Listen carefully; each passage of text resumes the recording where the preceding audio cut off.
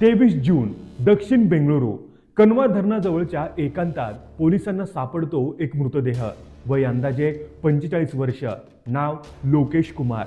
मृतदेहाजवळ विषाची बाटली आणि थोड्याच अंतरावर उभी होती एक कार। त्याच्या शेजारीच होती त्याची पत्नी चंद्रकला, जी जोरजोरात रडत होती।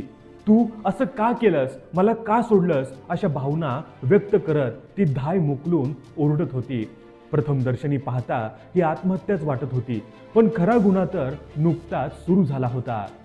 पोलिसांना काही गोष्टी खटकल्या आणि ह्याच बारकाव्यांनी गुन्हा उघड झाला। विषाची बाटली घटनास्थळी होती, पण झाकण कुठे गेलं? मृताच्या एका पायात चप्पल होती, दुसरा पाय मात्र अनवाणी होता।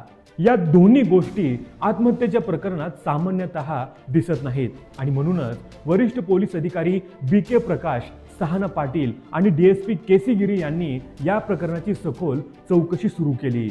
दुसऱ्या दिवशी चंद्रकला चक्क पत्रकार परिषद घेते आणि पुन्हा एकदा रडते। काही माध्यमकर्मीही भावुक होतात। मात्र त्याच दिवशी संध्याकाळी लोकेशच्या कुटुंबियांनी थेट पोलिसांकडे तक्रार केली। चंद्रकलाचे दुसऱ्या पुरुषासोबत विवाहबाह्य संबंध आहेत आणि त्याचमुळे हा खून झाला असावा। शवविच्छेदनात एक मोठा खुलासा झाला। डॉक्टरांनी स्पष्ट केलं की विषाचा परिणाम फक्त छातीवर आहे, पोटावर नाही। म्हणजे विष लोकेशने स्वतःहून प्यायलं नाही, तर ते जबरदस्तीने पाजलं गेलं। खात्री करण्यासाठी एका सुपर स्पेशालिस्ट हॉस्पिटलमध्ये पुन्हा पोस्टमार्टम आणि निष्कर्ष तोच। आता पोलिसांनी तपासाचा वेग वाढवला। कनवा धरणाच्या आसपासच्या हॉटेल्स, पेट्रोल पंपावरील CCTV फुटेज तपासले। काळ्या रंगाच्या कारचं फुटेज मिळालं, जी त्या रात्री घटनास्थळी होती।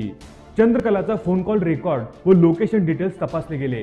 ती सतत संपर्कात होती योगेश नावाच्या व्यक्तीशी।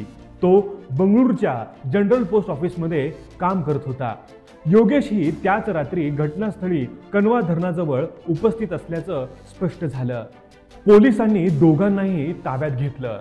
चौकशी दरम्यान चंद्रकला आणि योगेशने गुन्ह्याची कबुली दिली। चंद्रकला आणि योगेशचं अफेअर सुरू होतं। लोकेशला त्याचा संशय आला होता, म्हणून त्यांनी एक आठवडा आधीच काळी कार खरेदी केली।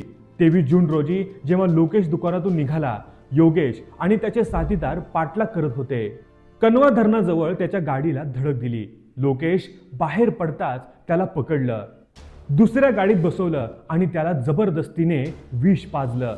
नंतर त्याचा मृतदेह निर्जन ठिकाणी फेकून दिला आणि बाजूला विषाची बाटली ठेवली, जेणेकरून ही आत्महत्या वाटावी।